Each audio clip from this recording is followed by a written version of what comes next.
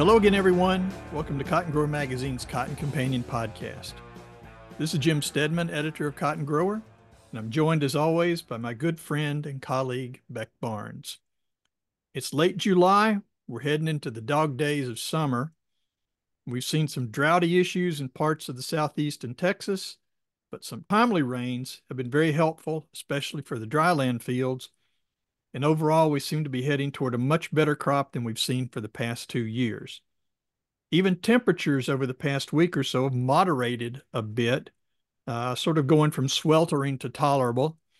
And the cotton seems to be loving that too. But Beck, we know better than to get too excited about these moderated temperatures because it is, after all, summer in the cotton belt. And the operative word is still going to be hot. Yeah, I mean, it's all relative, Jim. What me and you are calling moderate, we only hit 90 at 2 in the afternoon. I mean, that's still uncomfortable, but yes, better than it has been. I am not complaining, and I doubt many out there are. I get it's been good to see the rain happening around the belt, and I know farmers are happy about that. I'm on Ken Leger's newsletter, the cotton specialist out there in Texas, and he's talking about PGRs with all of his guys. They've gotten in some spots, such good rain, and that's good to hear. What a difference a year makes, Exactly. after the 2 years they've had out there. I like to see that type of stuff. Yeah. Obviously, as you hit this point in the year, field days are also starting. And I was at a field day here just in the Memphis area last week that was put on by the Helena Products Group. And it was the most comfortable field day I've attended in a long time. A lot of good information, a lot of good things to see and hear without worrying about, sweat running down your back. Yeah, yeah. Well, you can pay better attention when you don't feel like you're melting. That's right. Not about to have a heat That's stroke. exactly right. Now, as we record this, I'm 2 days away from going to the Milan no-till field day. That's a guaranteed scorcher. Yeah, which if anybody who's ever attended that field day knows that is usually the hottest day of the year. Yeah. It's almost like a direct path, to the hottest part of the sun on that. But we'll see how that works out. I'm hoping the temperatures continue to be a little moderated for that as well. Yeah. Well, maybe get just enough of a rain, kind of knock that temp back for a Yeah, little brief window while you're there. yeah, definitely. Well, we'll see how that works out. Yeah. Well, look, Jim, before we move ahead with this episode, and we got some items of interest for our listeners today, we have the American Cotton Shippers Association with a brief message that they'd like to share. The American Cotton Shippers Association, also known as ACSA, is a trade association primarily made up of cotton merchants. Founded in 1924, ACSA members manage the majority of the world's cotton trade, providing services of merchandising, delivery, logistics, and risk management to their customers. For more information on ACSA, including their current advocacy efforts, view their Twitter account @CottonShippers. Okay, as always, a special thanks to our friends at ACSA for that message and for their support. Now, Beck, as you recall in our last podcast, we were still waiting for USDA's planted acres report for 2024. Always to get a more official feel for what growers have actually planted, and more importantly, for some of us to see how accurate or not some of our preseason acreage projections were. Well, that report dropped on June 28th, and it had plenty of surprises for cotton and for other crops. And we want to unpack some of those details and maybe some of the resulting domino reactions today with our friend Dr. John Robinson, who's professor and extension specialist of cotton marketing at Texas A&M University. John always brings a unique perspective to the market, and we look forward to visiting with him here in just a few minutes. But first, just a few items of interest. Yeah, just a few, Jim. First things first, we want to take a look, as we often do, at the latest USDA crop progress numbers. That's for the week ending July 21, so just a couple of days ago as we record. So after a couple of weeks of little movement in crop condition, there are signs that the U.S. crop is making a lot of positive progress. So this week's numbers show that squaring is reported in 81% of the U.S. crop. That is 5 percentage points ahead of the 5-year average. Likewise, bowl set is now reported in 42% of the crop. That's 8 points better than average. So 11 of the 15 cotton producing states are now at or ahead of their respective averages.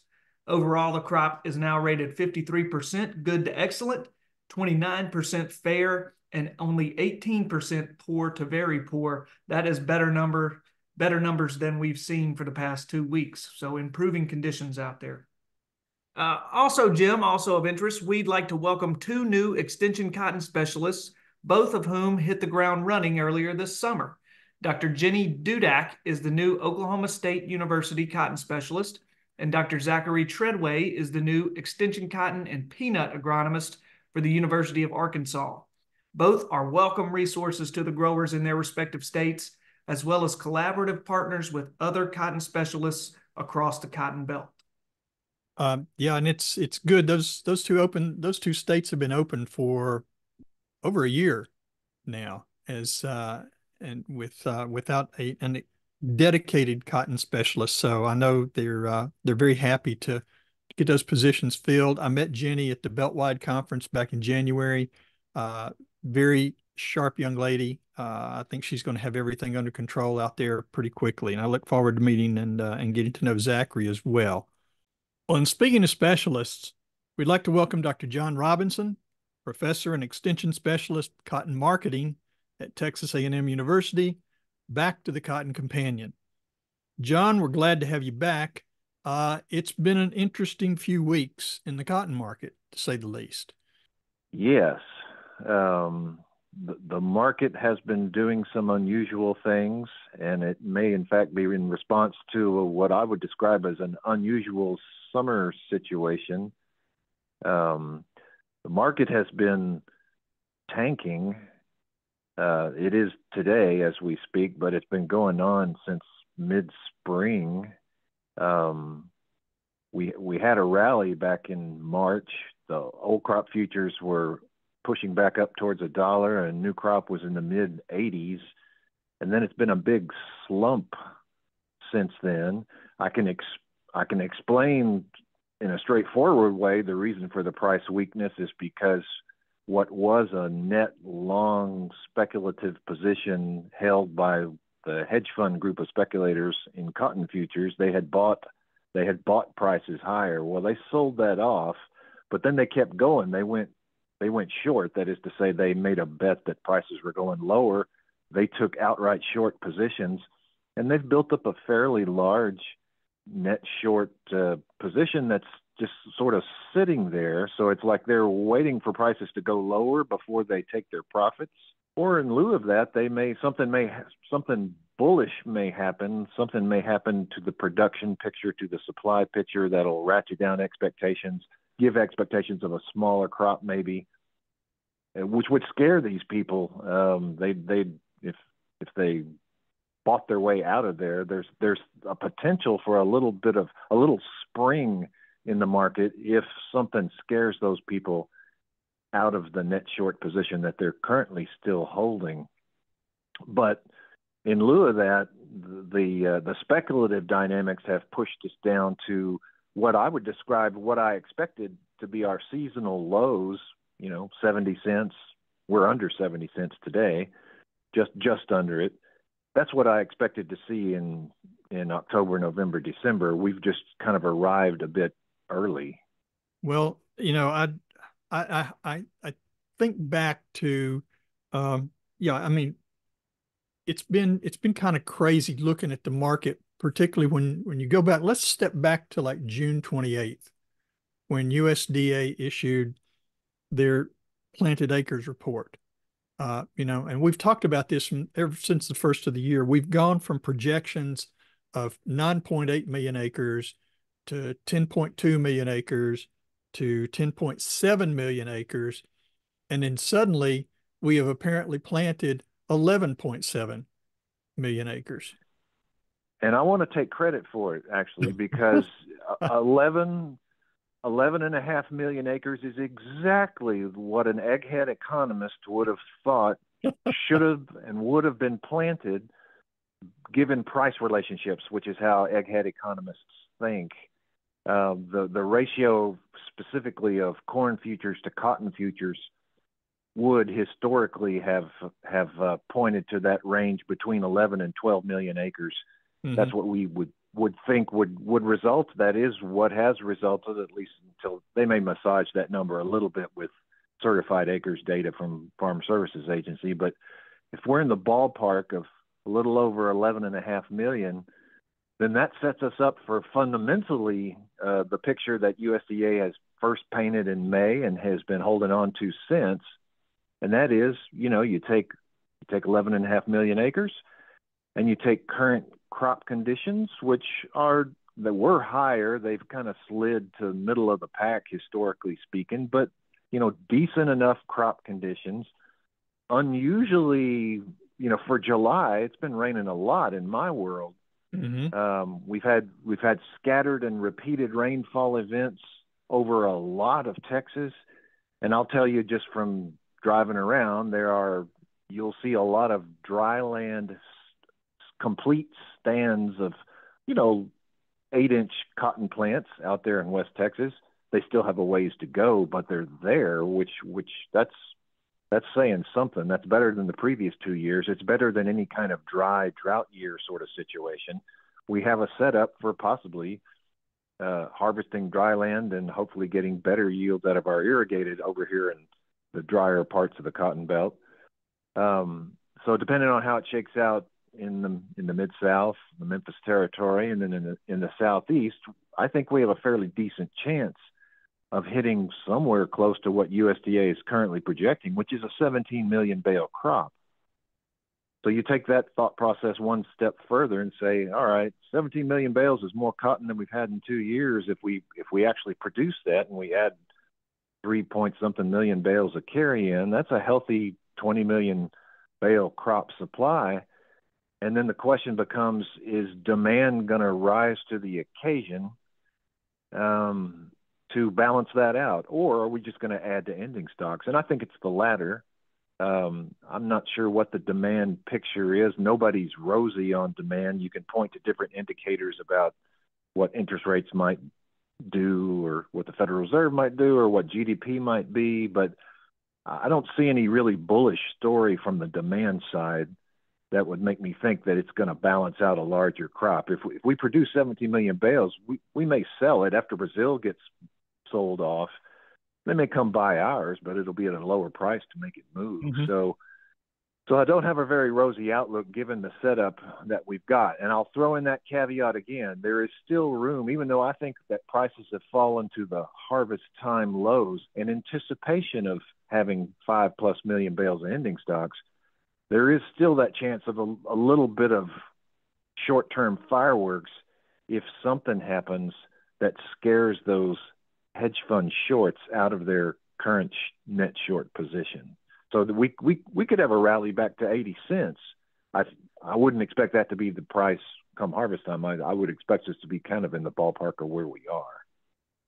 Yeah, boy, John, you were you jumped ahead. You answered what I was about to ask you. It sounds like, I'm hearing you correctly. It's the prospect of a weather event scaring some speculators is our only really hope between now and harvest of clawing some back into a respectable price range, or at least a few more cents back. So, I guess speaking of harvest season, I mean, cotton's already coming out of the fields there in parts of the South and coastal Texas. And initial reports there sound pretty good. You mentioned there's been a lot of rain in your part of the world. We know that dryland growers in the plains are going to have a good crop. Or at least going to have a crop this year as opposed to the last 2 seasons. What are you hearing from growers and others around Texas about the condition of this crop? I would say the attitude has been generally hopeful. They're a cautious breed, but if you talk to growers and ginners, particularly out in the plains, they recognize that they've got more potential crop than they've had in a while, and they're just hopeful that they can carry it all the way through. Again, realizing that out here we're always 10 days away from losing 1.5 million bales. you never know how fast things can go downhill. So a lot depends on what happens in August. But, you know, 1 or 2 rains in August, and those people out on the plains will be on their way to harvesting something. The South Texas crop, the valley had a few issues. Of course, the irrigated growers in the valley had troubles because of lack of water in the reservoir due to Mexico. That's a whole other story.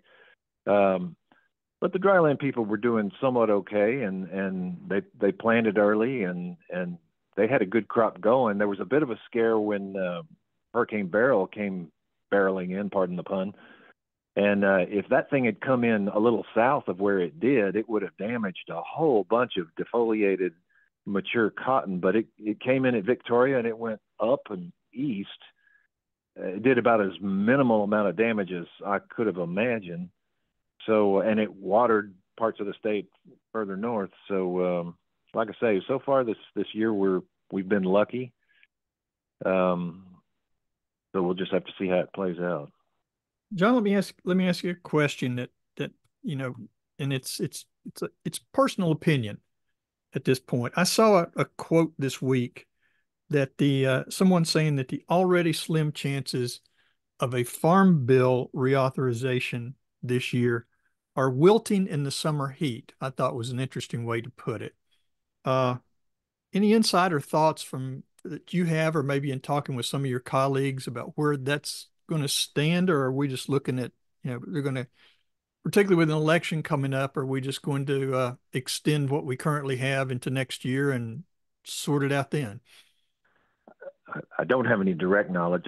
I can tell you a few things I've heard would simply say that if they don't, that probably nothing's going to happen before the election, and then if they don't do it fairly quickly, you know, first quarter, early second quarter, then they'll extend it for the 25 crop and take care of it later in 25 would be my guess.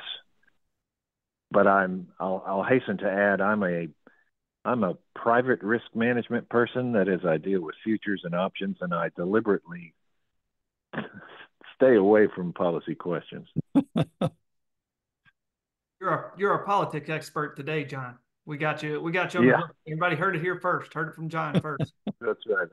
Yeah, I am not the vice presidential candidate selection this year. I'll tell you that. Well, you nothing's set in stone yet. Don't sell yourself short.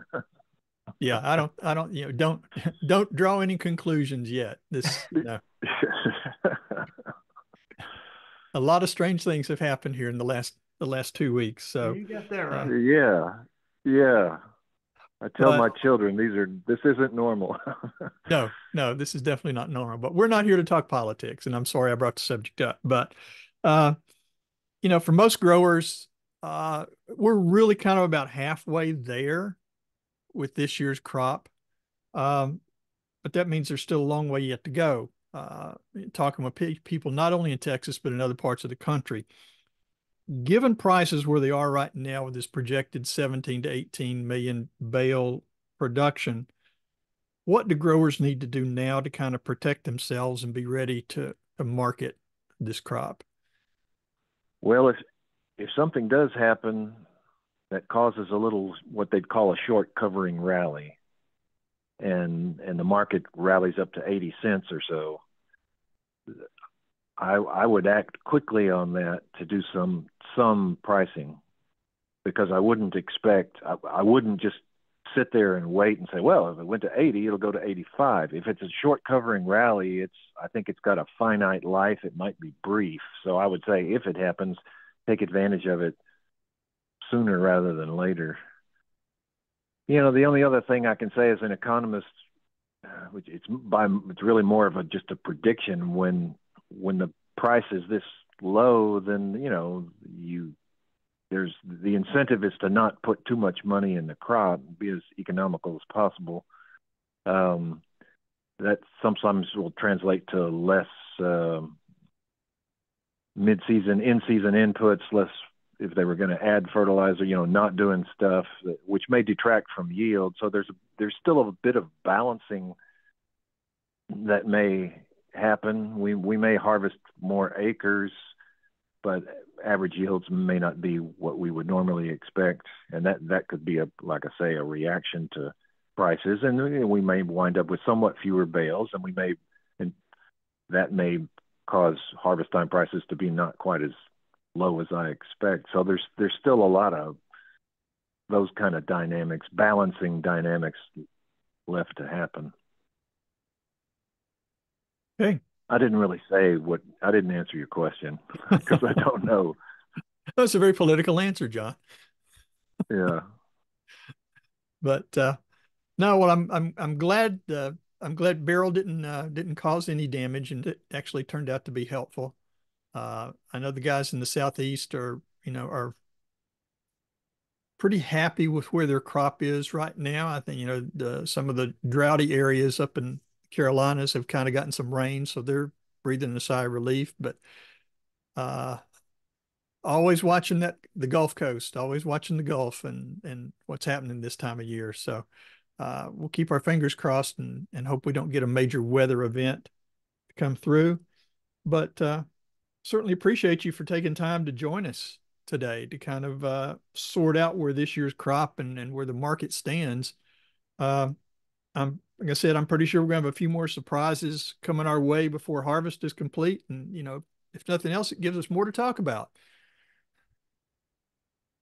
It does, and it's never too early to think about next year. There's a projection of perhaps a short-lived La Nina situation, which that usually means that the winter time is dry, at least in our world. It's a drier winter and a tougher start to the 25 crop. Mm-hmm. If we have a combination of low prices and dry weather over the winter, we could have less production next year, lower surprise. The market, as it always does, may be anticipating that sort of thing. And so there may be some rallies in the new crop market for next year that, if sometimes they happen really early before things are planted, but people should be watching that and take advantage of that to the extent they can. I should certainly be watching it and thinking about it. Okay. Well, I'll keep that in mind, certainly. And, come December, when we start putting our acreage projection together for January, I may just call you and say, what do your egghead economist numbers look like? And instead of throwing darts at a target. Well, I welcome that. And thank you for having me this session. Okay. Thanks, John. Appreciate it. Well, all right. That's it for this episode of the Cotton Companion Podcast. We want to say thank you again to Dr. John Robinson for joining today's discussion. Thanks also to the American Cotton Shippers Association for their continued support and sponsorship of this podcast. And as always, thank you, dear listener, for joining us. We hope that you've enjoyed this episode. And if you did indeed like what you heard, please be sure to spread the word. Tell your cotton farming buddies about the Cotton Companion Podcast. Here's where and how they can find us. You can find the Cotton Companion in 3 easy ways. First, go to cottongrower.com/companion, or simply click the podcast tab at the top of the homepage. Second, subscribe to our channel on iTunes or wherever you find your podcasts these days. And 3, sign up for our weekly e-newsletter, the Cotton Grower e-News, that's delivered to your email inbox every Tuesday morning.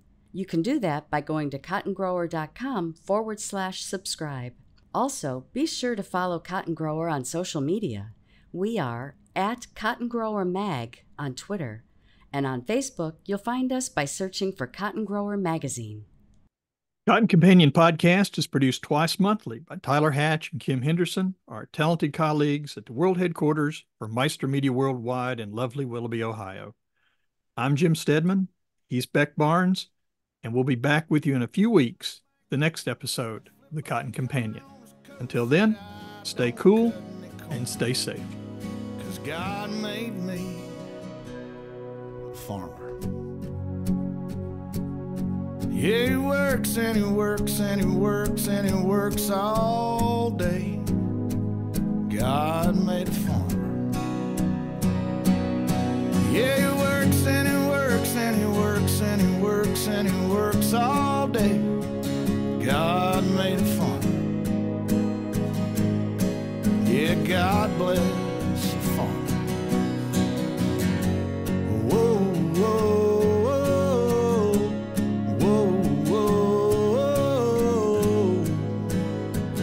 God